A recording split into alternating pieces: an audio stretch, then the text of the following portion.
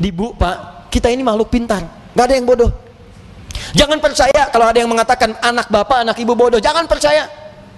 Sudah dilakukan penelitian di Amerika, di Universitas California. Hasilnya apa? Semua manusia pintar.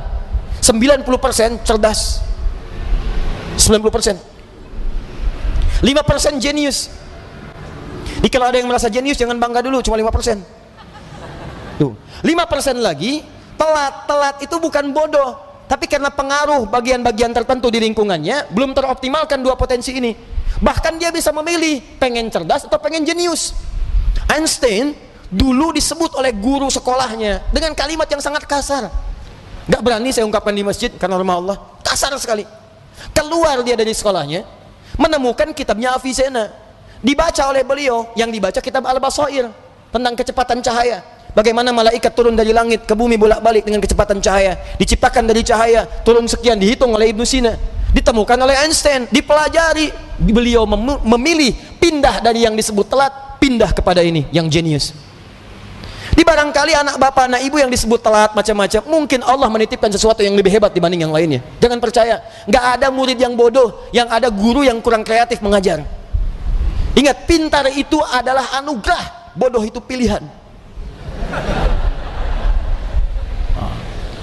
Maka itu kewajiban kita harus memaksimalkan pengetahuan ini. Kita ini makhluk cerdas, Pak. Di kewajiban kita itu menjaga kecerdasan sampai pulang. Ayo kepintaran kita tampilkan. Antum mau jadi apa aja yang baik-baik bisa. Ahli matematika bisa. Jangan percaya antum disebut telat, bisa. Fisika bisa, keluarkan, pelajari, pahami. Kimia bisa. Ya, yang lainnya bisa. Dan yang paling hebat adalah kalau ingin dipercepat itu semua, ini yang rumusnya saya berikan pada hari ini. Bagaimana cepat memahami sesuatu, bagaimana cepat mengingat sesuatu, itu yang ditampilkan oleh Quran. Kalau Anda ingin mengeksplor potensi pengetahuan sampai jadi luar biasa, maka Allah mengajarkan cara-cara itu yang akan dibahas. Cuman masalahnya, waktu kita itu tinggal 5 menit lagi. Itu masalahnya. Padahal saya ingin kasih contoh nih. Ini teorinya, ini contohnya, ini prakteknya. Hasilnya jadi begini. Ibnu Sina, Al-Kindi, Al-Farabi, Al-Ghazali, Al-Battani, ya, Ibnu Battuta dan sebagainya, saya turunkan. 5 menit cukup insya Allah? Cukup, baik. Baik, ini saya nggak bahas dulu ya, karena waktunya terbatas ya. Nanti saya bahas di malam Jumat insya Allah, Al-Quran Sunnah Solution. Saya simpan di sini. Baik, silahkan Mas. Jazakallah khair. Semoga Allah muliakan antum. Satu, baik. Satu, cara cepatnya. Cara cepat ini Bapak Ibu bisa praktekkan kepada anak-anaknya nanti ya. Kita harus yakini karena ini Allah yang menginformasikan. Jadi kita dikasih pengetahuan, kewajiban kita adalah memaksimalkan pengetahuan ini untuk mengoptimalkan fungsi kehidupan di dunia.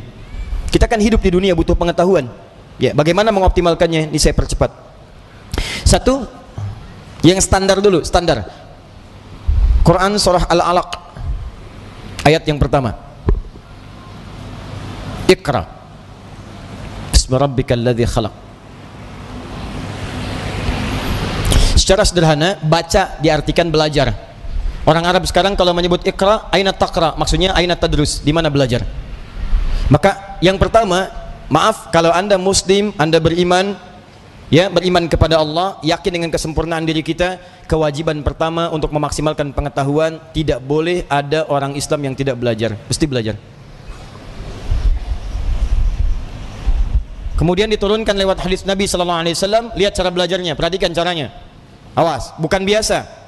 Talabul ilmi fardhatun ala kulli muslim. Belajar, menuntut pengetahuan, ilmu. Nabi mengatakan talabul ilmi. Nah, ini yang mau saya garis bawahi.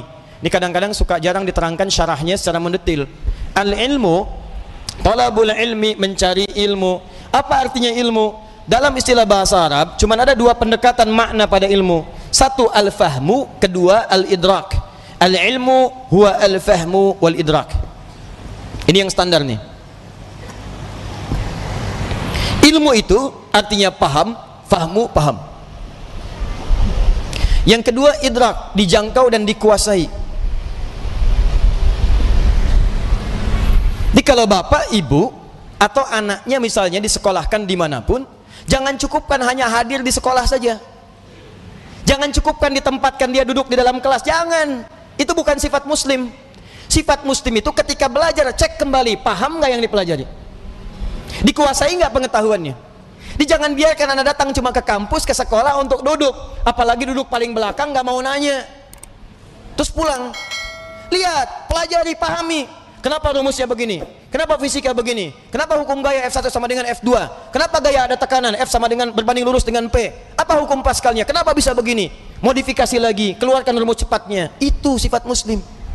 Hadirkan dalam kehidupan.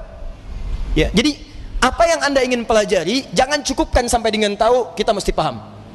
Apalagi yang dipelajari adalah ilmu-ilmu agama, maka berubah kalimatnya langsung dari fahmu jadi fiqhun, fikih. Fiqhun.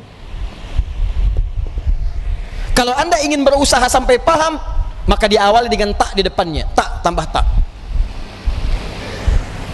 Kalau semangat Anda berlipat, ingin benar-benar paham, berlipat semangatnya, tambahkan tasydid sebelum huruf akhirnya. Pakai taf, tasydidkan. Maka dari fikih jadi tafaqqaha, ya tafaqquhu, tafaqquh. Muncul Quran surah ke-9 At-Taubah, ayat ke-122, paling kiri sebelah bawah di mushaf. Tafaqquh. Falaula nafara min kulli firqatin minhum ta'ifatun liyatafaqahu fid din.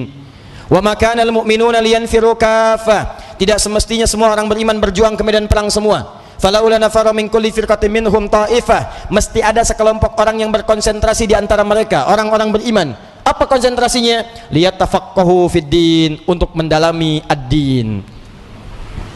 Langsung menggunakan tafaqquh.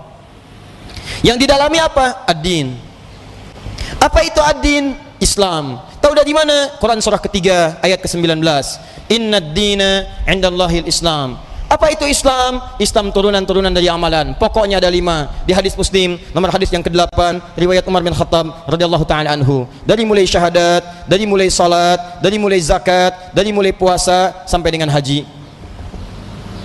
Kalau Anda ingin belajar salat, jangan cukupkan tahu cara takbir.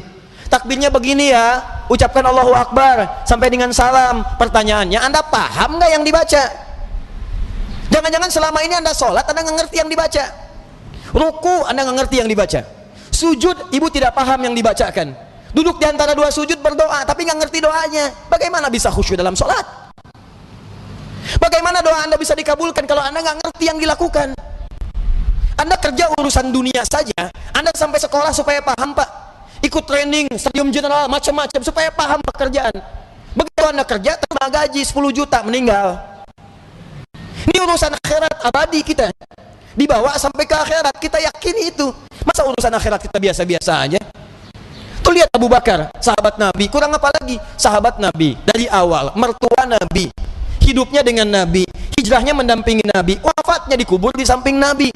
Saking pahamnya dengan sholat, takbir, Allahu Akbar, gemetaran tangannya. Ditanya kenapa?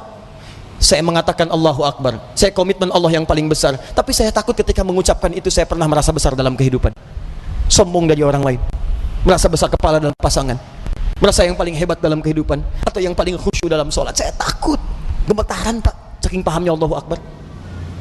Kita beda tipis tuh, ke puncak subuh-subuh gemetaran juga.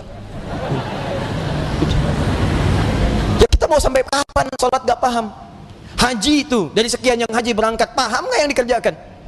Tawaf dibaca bolak-balik, ngerti nggak? Paham nggak bacaannya? Saya kadang-kadang suka merasa sedih deh kalau situasi tawaf itu. Kenapa sih travel tidak mengajarkan sesuatu yang maksimal? Ayo, Anda akan ditanya oleh Allah Subhanahu Wa Taala. Mereka tuh sudah jual kebunnya, ada jual tanahnya, ada jual pakaian-pakaian untuk datang ke sana. Mereka punya hak untuk berhaji dengan benar. Jangan bebani dengan sesuatu yang tidak ada maksimal gitu. Itu kan doa tawaf cuma 2. Doa tawaf itu 2, Pak. 1 dari Hajar Aswad ke Maqam Ibrahim. Subhanallah, walhamdulillah, wala ilaha illallah, wallahu akbar. Itu ada kisahnya. Kalau bacanya benar, maka Allah akan anugerahkan jawaban doa setiap yang diminta, seperti Allah mengabulkan permintaan Nabi Ibrahim. Itu ada di surah Maryam kisahnya. Ada.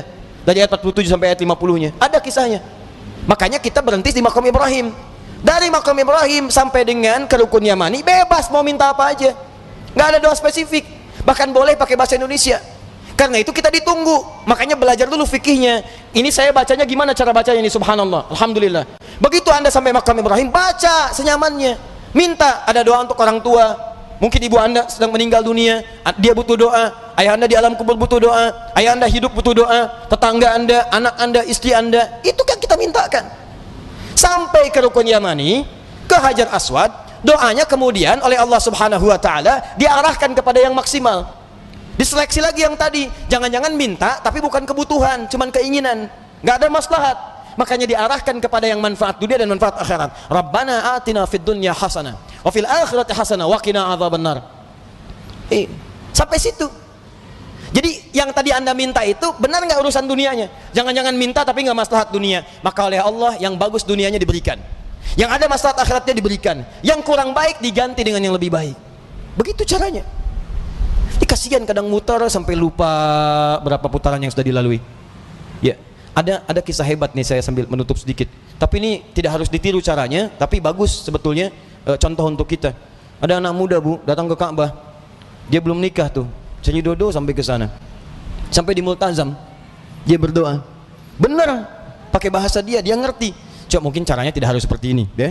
Ya Allah, hamba datang ke sini ya Allah untuk memohon kepadamu jodoh. Saya sudah berusaha sampai datang ke Ka'bah ini ya Allah, mohon kabulkan, berikan saya jodoh yang terbaik ya Allah. Tiba-tiba di sampingnya datang perempuan tinggi, putih, hidung mancung, langsung ditunjuk, kayak gini ya Allah, kayak gini. Si contoh. Tapi betul bu, abis itu dia pulang, dia nikah, walaupun bukan dengan yang tadi.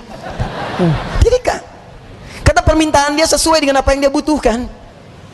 Ya kenapa kita nggak minta dengan bahasa kita? Ada yang lebih unik, datang dia ke situ, bawa catatan.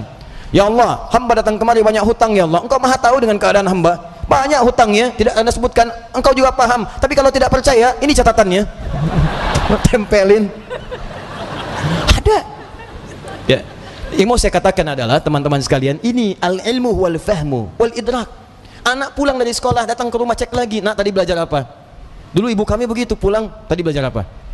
Coba ajarkan lagi, seperti apa? Kenapa ketemu begini? Kenapa begitu? Maghrib, semua TV berhenti. Ayo datang semua mengaji.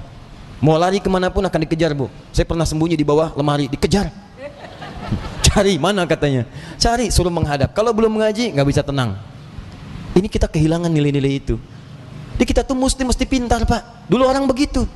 Di ngajinya tuh jelas. Begitu dibahas pengetahuan, dikuasai dengan baik. Silahkan cek ulama-ulama dulu. Penguasaannya itu total.